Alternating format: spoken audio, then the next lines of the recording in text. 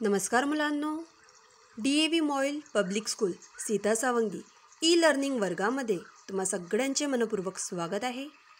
मी तुमची विषय शिक्षिका शीतल भोगे तुम्हा सगळ्यांचे स्वागत करते। इयत्ता 7वी मध्ये मराठी विषयामध्ये आज आपण पाठ 10 पंडिता रमाबाई या पाठाचा भाग 4 अभ्यासणार आहोत।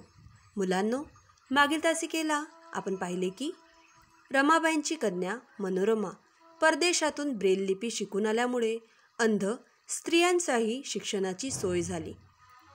पंडिता रमाबाईंनी मुक्ती मिशनची स्थापना केली। मुक्ती मिशनमध्ये जुजबी शिक्षण देऊन मुलींना स्वावलंबी करत असतानाच रमाबाईंनी एक लहान उद्योग व्यवसाय सुरू केले।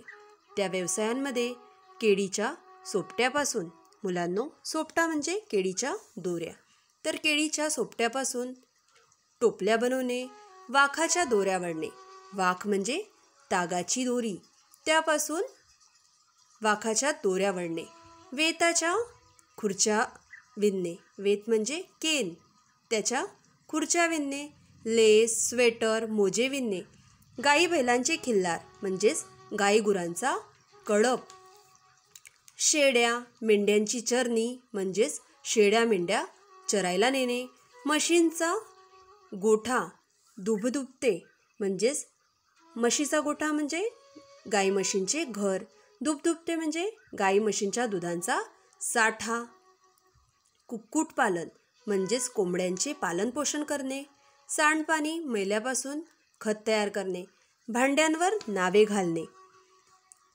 भांड्यांना कलई लावणे। मुलांनो, कलई म्हणजे भांड्यांना गंज लागू नये म्हणून कथील धातू वितळवून भांड्यांना दिलेला लेप, भांड्यांना जंग लागू नये म्हणून भांड्यांना कलई केल्या जाते। हातमागावर कापड, सतरंजा विणणे, हातमाग म्हणजे हाताने यंत्रावर कापड विणणे, घाण्यावर तेल काढणे, घाणा म्हणजे मुलांनो तेल काढण्यासाठी बैलांना खुंटांना बांधून गोलाकार फिरवण्याचे यंत्र, त्याला घाणा असे म्हणतात।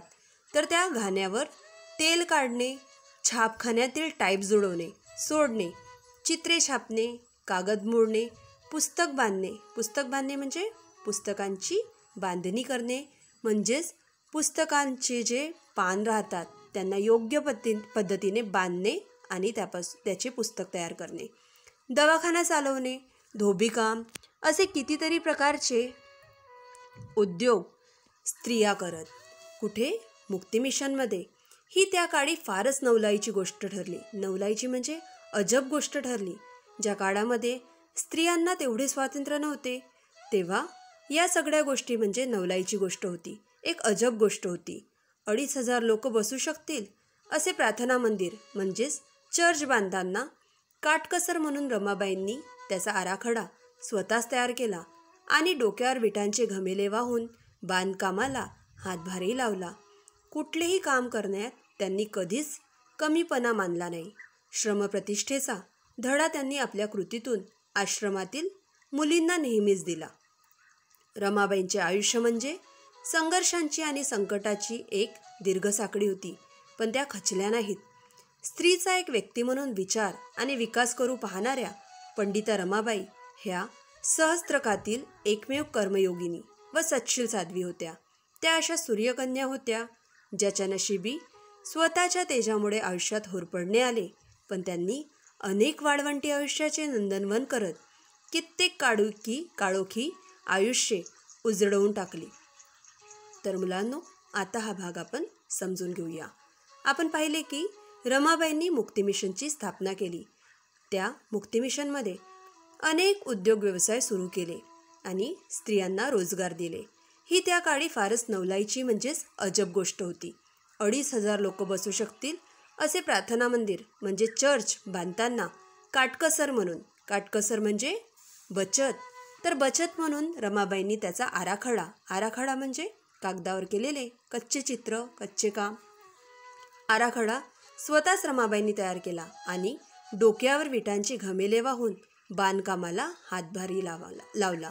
बघा मुलांनो, रमाबाईंनी स्वतः त्या कामामध्ये हातभार लावला, स्वतः आपल्या डोक्यावर त्यांनी विटांचे घमेले वाहून बांधकामाला हातभार लावला। कुठलेही काम करण्यात त्यांनी कधीच कमीपणा मानला नाही। त्यांनी कोणतेही काम कमी समजले नाही किंवा कोणते काम करू नये, कोणते काम केले पाहिजे हे त्यांनी कधीही ठरवले नाही. कोणत्याही कामाला त्यांनी कमी समजले नाही. श्रमप्रतिष्ठेचा धडा त्यांनी आपल्या कृतीतून आश्रमातील मुलींना नेहमीच दिला. श्रमप्रतिष्ठा म्हणजे कष्टाचा सन्मान. कष्टाचा सन्मान करावा, कष्टाचा सन्मान करणे हा धडा त्यांनी आपल्या कृतीतून म्हणजे आपल्या कार्यातून आपल्या आश्रमातील मुलींना नेहमीच दिला. रमाबाईंचे आयुष्य म्हणजे संघर्षाची आणि संकटाची एक दीर्घ साखळी होती. मुलांनो, रमाबाईंनी आपल्या जीवनात, आपल्या आयुष्यात अनेक संघर्षांचा सामना केला. अनेक संघर्ष, संकटे जीवनात त्यांनी पाहिली. म्हणून त्यांचे जीवन संघर्षाची आणि संकटाची एक दीर्घ म्हणजे मोठी साखळीच होती. पण त्या खचल्या नाहीत. स्त्रीचा एक व्यक्ती म्हणून विचार आणि विकास करू पाहणाऱ्या पंडिता रमाबाई ह्या सहस्त्रकातील, या 1000 वर्षातील एकमेव कर्मयोगिनी. कर्मयोगिनी म्हणजे ज्या कर्मानुसारच कर्मानेच मोठ्या बनतात. कर्म करणे हेच जिचे व्रत असते तिला म्हणतात कर्मयोगिनी. तर रमाबाईंनी अनेक संकटाचा, संघर्षांचा सामना केला, परंतु त्या खचल्या नाहीत. एक स्त्रीचा एक व्यक्ती म्हणून विचार आणि विकास करू पाहणाऱ्या पंडिता रमाबाई ह्या सहस्त्रकातील एकमेव कर्मयोगिनी व सत्शील साध्वी होत्या. मुलांनो, ज्या काळामध्ये स्त्रीला शिक्षण घेण्याची सुद्धा परवानगी नव्हती, त्या काळामध्ये रमाबाईंनी स्त्रीचा एक व्यक्ती म्हणून विचार केला आणि तिचा विकास करण्यासाठी त्यांनी अनेक उद्योग व्यवसाय सुरू केले. म्हणून पंडिता रमाबाई या त्या सहस्त्रकातील, त्या इसवी सनातील, त्या 1000 वर्षातील एक कर्मयोगिनी म्हणजे जिने कर्म करणे हेच जिचे व्रत होते, अशी ती कर्मयोगिनी, सत्शील म्हणजेच चारित्र्यवान, साध्वी म्हणजे सज्जन वृत्तीची. तर अशी कर्मयोगिनी व सत्शील चारित्र्यवान अशी सज्जन ती समाजसुधारक होती. तर त्या अशा सूर्यकन्या होत्या ज्याच्या नशिबी स्वतःच्या तेजामुळे आयुष्यात होरपळणे आले. सूर्यकन्या म्हणजे सूर्यकुळात जन्माला आलेली कर्तबगार स्त्री. तर अशा त्या सूर्यकन्या होत्या ज्यांच्या नशिबी स्वतःच्या तेजामुळे म्हणजेच रमाबाईंच्या जीवनामध्ये, त्यांच्या आयुष्यात त्यांच्या तेजामुळे त्यांना फक्त होरपळणे आले, फक्त जडावे लागले. परंतु त्यांनी अनेक वाळवंटी आयुष्याचे नंदनवन करत कित्येक काळोखी आयुष्ये उजळवून टाकली. मुलांनो, नंदनवन म्हणजे सर्व सुखे जिथे नांदतात असा काल्पनिक स्वर्ग. तर त्यांच्या जीवनात तर संघर्ष, संकटे आलीच आणि त्यांनी ती सहन केली. परंतु त्यांनी अनेक असे वाळवंटी आयुष्य होते. वाळवंटी म्हणजे वालुकामय प्रदेश. तर असे ज्यांचे वाळवंटी आयुष्य होते, जे निराधार स्त्रिया होत्या, ज्यांना कोणताही आधार नव्हता, तर अशा स्त्रियांच्या आयुष्यांचे नंदनवन करत कित्येक काळोखी आयुष्य त्यांनी उजळवून टाकली. कित्येक स्त्रियांना त्यांनी स्वावलंबी बनवले, आपल्या पायावर उभे केले. तर अशा ह्या महान पंडिता रमाबाई होत्या, ज्यांनी समाजामध्ये एक नवीन बदल घडवून आणला. आपल्या कार्यातून स्त्रियांना शिक्षणाचा हक्क दिला, स्त्रियांना अनेक उद्योग व्यवसायाचे शिक्षण दिले. कोणतेही कार्य, कोणतेही काम कमी समजू नये किंवा कधीही कोणत्याही कामाला कमी लेखू नये हे आपल्या कृतीतून त्यांनी समजवले.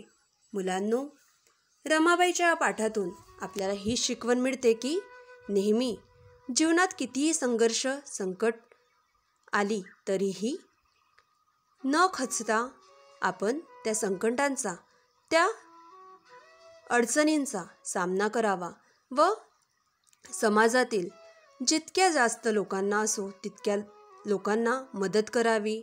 आपल्या कार्यामुळे आपण दुसऱ्याची मदत कशाप्रकारे करू त्यावर विचार करावा व मदत करावी.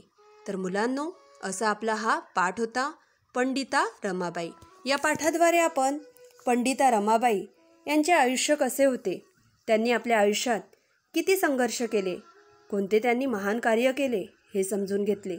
मुलांनो, पुढील तासिकेला आपण या पाठाचे स्वाध्याय समजून घेऊया. या भागावर आधारित शब्दार्थ समजून घ्या. आराखडा म्हणजेच कच्चे चित्र. श्रमप्रतिष्ठा म्हणजे कष्टाचा सन्मान. कृती म्हणजे कार्य किंवा काम. आयुष्य म्हणजे जीवन. संघर्ष म्हणजे लढा. दीर्घ म्हणजे लांबच लांब. सहस्त्रक म्हणजे 1000 वर्षे. सत्शील म्हणजे चारित्र्यवान. तेज म्हणजे प्रकाश. तर मुलांनो, आजचा तुमचा गृहपाठ आहे. पाठाचे वाचन करा व शब्दार्थ वहीत लिहा. पुढील तासिकेला आपण या पाठावर आधारित स्वाध्याय समजून घेऊया. धन्यवाद.